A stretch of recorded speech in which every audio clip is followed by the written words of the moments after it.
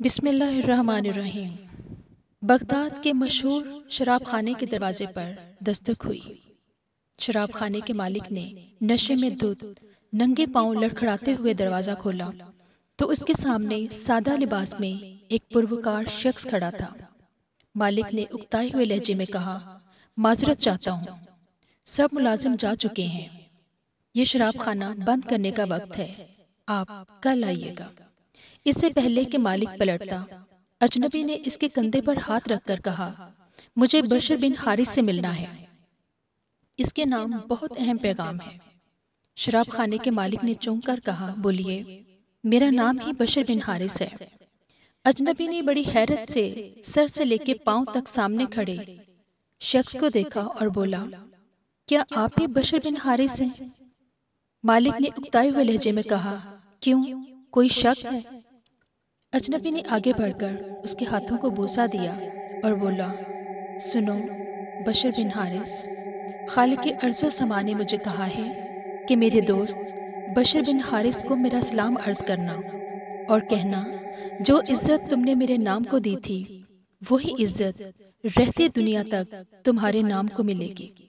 اتنا سننا تھا کہ بشر بن حارث کی نگاہوں میں وہ منظر گھوم گیا جب ایک دن حسب معمول وہ نشے میں دھت چلے جا رہے تھے کہ ان کی نظر گندگی کے ڈھیر پر پڑے ایک کاغذ پر پڑی جس پر اسم اللہ لکھا تھا۔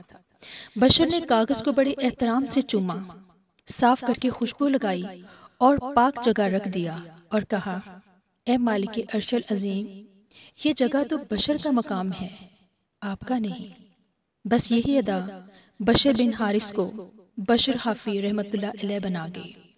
جس وقت آپ کو یہ پیغام ملا، آپ اس وقت ننگے پاؤں تھے اور پھر آپ نے ساری زندگی ننگے پاؤں گزار دی۔ آپ جن گلیوں سے گزرتے تھے، ان گلیوں میں چوپائے بھی گندگی نہیں کرتے تھے کہ آپ کے پاؤں گندے نہ ہوں۔ وہی بشر حافی رحمت اللہ علیہ جن کے متعلق اپنے وقت کے امام احمد بن حنبل رحمت اللہ علیہ فرمایا کرتے تھے، لوگوں، جس اللہ کو احمد بن حنبل رحمت اللہ علیہ مانتا ہے، بشر حافی رحمت اللہ علیہ اسے پہچانتا ہے۔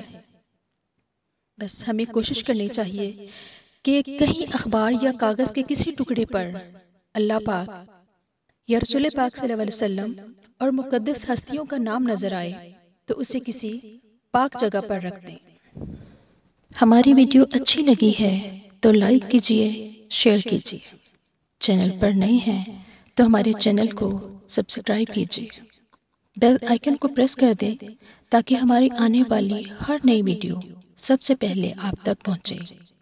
اپنا بہت سارا خیال رکھیے، دعاؤں میں یاد رکھیے، خوش رہیں، ہمیشہ آباد رہیں۔ اگلی ویڈیو تک کے لیے اللہ حافظ۔